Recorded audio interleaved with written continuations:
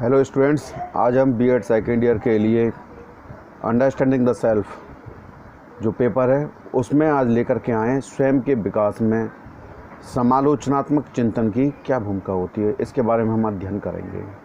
तो सामान्य रूप से प्रत्येक घटना, व्यवस्था या तथ्य के दो पक्ष होते हैं।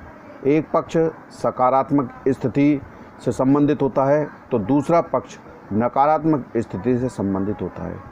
सभी व्यक्ति किसी घटना को अपनी अपनी रुचि के जो तथ्य होते हैं उसके अनुसार उसको खोज करते हैं और उसमें छानबीन करते हैं। जैसे कि मान के चलिए एक व्यक्ति है, चोरी करने वाले व्यक्ति का वह समर्थन करते हुए कहता है कि मरता क्या ना करता। वहीं दूसरा जो व्यक्ति है वो चोरी करने वाले को घृणित बताते हुए ये कहता है कि न्यायात पथम न प्रविचलन्ति धीरा, अर्थात धैर्यवान जो पुरुष होते हैं वो कभी भी न्याय के पथ से विचलित नहीं होते हैं।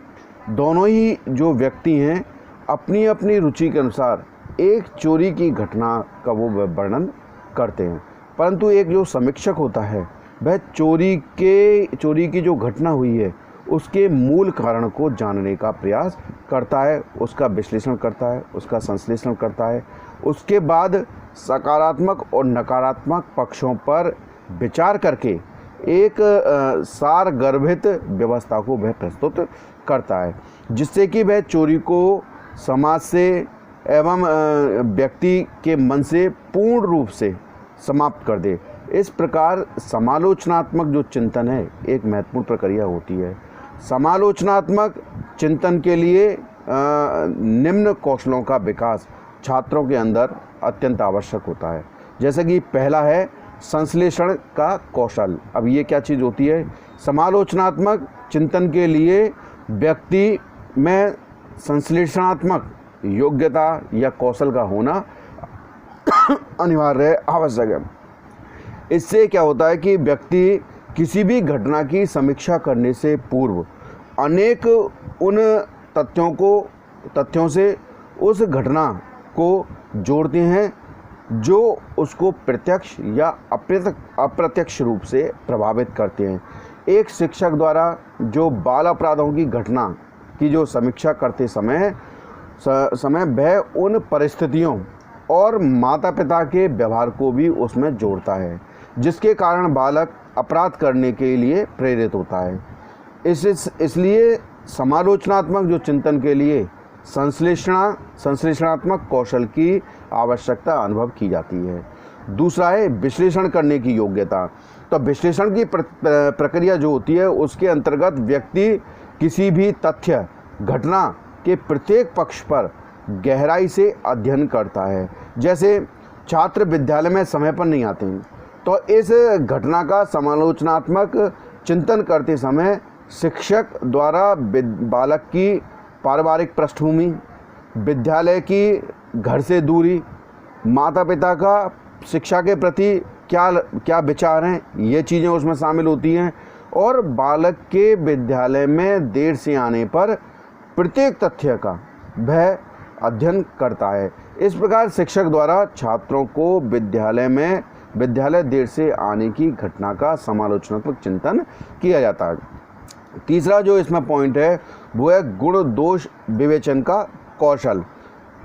इसमें समालोचनात्मक चिंतन द्वारा प्रत्येक घटना या व्यवस्था की समीक्षा करने के लिए गुण व दोष का विवेचन करने की कुशलता होनी चाहिए। जैसे वर्तमान समय में विद्यालय व्यवस्था के संचालन में सामुदायिक सहयोग लिया जाता है, परंतु इस सामुदायिक जो सहयोग की अनेक प्रकार की हानियां भी होती हैं, दुष्प्रभाव भी होते हैं।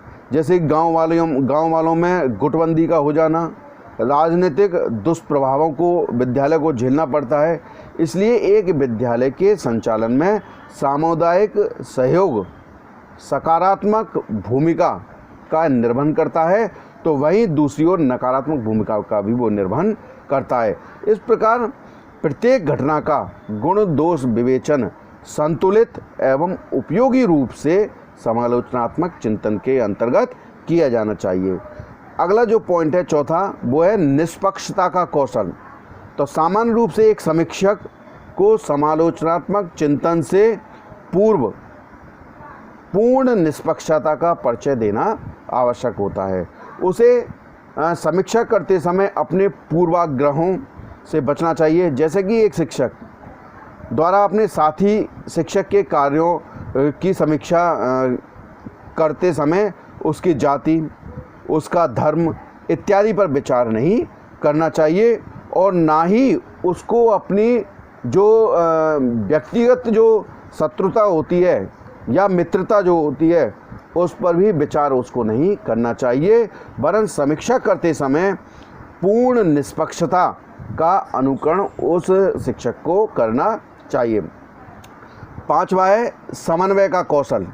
तो समीक्षात्मक चिंतन करते समय शिक्षक को यह ध्यान रखना चाहिए कि कोई भी घटना पूर्णतः एक ही तथ्य या विचारों पर निर्भर नहीं होती है। जहां हम किसी घटना के सकारात्मक पक्ष का उल्लेख करते हैं तो उस घटना के नकारात्मक पक्ष का भी हमें उल्लेख करना चाहिए। इसमें प्रमुख रूप से समन्वयवादी दृष्टिकोण को अपनाते हुए और समीक्षा के उद्देश्यों को ध्यान में हमें रखना चाहिए। समीक्षा का जो उद्देश्य है वो किसी व्यवस्था में सुधार लाना होता है। सुधार संबंधी प्रक्रिया समन्वयवादी दृष्टिकोण से उत्पन्न होती है। इस प्रकार एक समीक्षक को सदैव समन्वयवादी दृष्टिकोण को अपनाते हुए समालोचनात्मक चिंतन करना चाहिए। अगला जो पॉइंट है इसमें छठा, वो है क्रमबद्ध चिंतन का कौशल। तो इसमें प्रत्येक समीक्षक को चिंतन करने की जो प्रक्रिया का अनुकरण क्रमबद्ध रूप से करना चाहिए, जिससे कि समीक्षा के सकारात्मक और सार्थक परिणाम निकल सकें।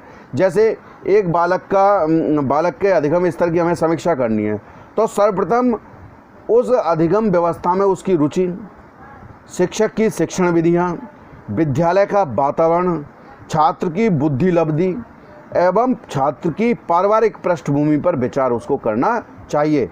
इससे क्या होता है कि शिक्षक बालक के अधिगम जो स्तर होता है उसके उन्नयन के लिए आवश्यक सुझाव प्रस्तुत कर सकेगा। इस प्रकार समीक्षक को समीक्षा करते समय क्रमबद्धता का अनुकरण आवश्यक रूप से करना चाहिए। सातवां पॉइंट है तर्क संबंधी कौशल। तो समीक्षक में तर्क संबंधी कौशलों का विकास होना अत्यंत अनिवार्य होता है। प्रत्येक घटना के मूल में शिक्षक को तर्क का अनुकरण करना चाहिए, क्योंकि तर्कपूर्ण चिंतन से शिक्षक घटना की सत्यता तक पहुंच सकता है। जैसे एक छात्र है, विद्यालय के कार्यों में रुचि नहीं लेता है, तो उसके व्यवहार की समीक्षा के लिए उसको विविध तर्कों का सहारा लेना चाहिए। जैसे विद्यालय में बालक के स्तर अनुकूल कार्य नहीं होते हैं, विद्यालय का शैक्षिक वातावरण उसको उपलब्ध नहीं हो पा रहा है, विद्यालय में शिक्षकों का उसके प्रति नकारात्मक व्यवहार है। इन सभी तर्कों के आधार पर समीक्षात्मक चिंतन को सारगर्भित रूप से किया जाना चाहिए। आठवां पॉइंट है इसमें कल्पना कौशल। तो एक कुशल जो समीक्षक होता है उसमें कल्पना कौशल का समावेश होना आवश्यक होता है, क्योंकि किसी भी घटना के विषय में समीक्षा करने से पूर्व व्यक्ति विविध प्रकार की कल्पनाएं करता है। इन कल्पनाओं का सत्यापन वह विविध विधियों से करता है। जो कल्पना सही रूप से मिलती है उसको समीक्षा में महत्वपूर्ण स्थान दिया जाता है। इस प्रकार प्रत्येक कल्पना को घटना के संबंध के आधार पर समीक्षा में स्थान प्रदान किया जाता है। जैसे कि बालक के विकास में वातावरण का और वंशानुक्रम के प्रभाव संबंधी कल्पनाओं को अधिक महत्व दिया जाता है। नवा पॉइंट है अवलोकन कौशल। तो एक समीक्षक में अवलोकन की सर्वोत्तम क्षमता होनी चाहिए, क्योंकि किसी भी सामान्य घटना को सामान्य व्यक्ति सामान्य रूप से देखता है, परंतु समीक्षक उस घटना का अवलोकन गहराई और व्यापकता के साथ में करता है। जैसे कि एक विद्यार्थी है, प्रतिदिन देर से आने का कारण वह अभिभावकों के ऊपर डाल देता है। इस तथ्य को सामान्य शिक्षक स्वीकार कर लेता है, परंतु अवलोकन कौशल से संपन्न शिक्षक उस कथन पर विश्वास न करते हुए उसके विविध पक्षों का अवलोकन करता है। यदि बालक के माता पिता शिक्षित हैं तो वह अपने पुत्र को प्रतिदिन विद्यालय देर से नहीं भेज सकते हैं। बालक झूठ भी बोल सकता है। इस प्रकार अवलोकन में समालोचनात्मक चिंतन के लिए चिंतन जो है अनिवार्य होता है। अगला है तुलनात्मक कौशल। तो एक अच्छे समीक्षक में दो विविध प्रकार के तथ्यों का तुलनात्मक अध्ययन करने की क्षमता भी उसके अंतर्गत होनी चाहिए। जैसे कि कक्षा में मंद बुद्धि और प्रतिभावान जो छात्र हैं, छात्रों के कार्यों की समीक्षा उसे करते समय एक शिक्षक को उन दोनों की बुद्धि लब्धि का, व्यवहारिक योग्यता का, शारीरिक क्षमता का विचार भी कर लेना चाहिए। इसके बाद ही उसे अपने कार्यों की समीक्षा सार्थक रूप से मिलती है। इसलिए तुलनात्मक अध्ययन की व्यवस्था व्यापक रूप से समालोचनात्मक चिंतन को जो है वो प्रभावित करती है। अगला है खोज कौशल। खोज कौशल में हम बता सकते हैं कि समालोचनात्मक जो चिंतन होता है में खोज कौशल की आवश्यकता अनिवार्य रूप से पड़ती है। उसमें व्यक्ति उन विविध नियमों और सिद्धांतों की खोज करता है जिससे कि वह अनुरूप उस व्यवस्था की समीक्षा कर सकता है। जैसे कि एक शिक्षक है तो वो क्या कहते हैं, कक्षा में छात्र पूर्णतः रुचि लेते हैं तो उस विषय का छात्रों का अधिगम स्तर जो है उच्च रहता है। भाई एक दूसरा शिक्षक है जिसकी कक्षा में बालक रुचि नहीं लेते हैं तो उस कक्षा का जो अधिगम स्तर है वो कम रहता है या निम्न स्तर का रहता है। तो एक समीक्षक द्वारा दोनों की समीक्षा करते समय नकारात्मक और सकारात्मक कारणों की खोज करनी चाहिए जिससे कि उसकी समीक्षा सारगर्भित और सार्थक हो पाती है। इसके अलावा बहुत सारे पॉइंट हैं जिनका हम यहाँ पर अभी वर्णन नहीं कर पाएंगे, जो जब भी तुम्हारी क्लास लगेंगी तो उसमें हम बता देंगे। जैसे कि व्याख्या कौशल उसके अंदर होना चाहिए, ध्यान संबंधी कौशल का विकास उसके अंदर होना चाहिए, एकाग्रता संबंधी कौशल उसके अंतर्गत होना चाहिए। तो इन क्या कहते हैं, इन चीज़ों से ये स्पष्ट हो जाता है कि समालोचनात्मक जो चिंतन के लिए इन कौशलों का एक समीक्षक में होना अनिवार्य है, क्योंकि सार्थक और उपयोगी जो समालोचना से ही व्यक्ति स्वयं का लाभ ले सकता है, स्वयं का भला कर सकता है, दूसरों का भला कर सकता है और अपने कार्य को व्यवहार रूप में ला करके समाज उपयोगी एवं सार्थक वो बना सकता है। इसके साथ ही वह सुधारात्मक सुझाव भी उसको प्रदान कर सकता है। आज के लिए इतना ही।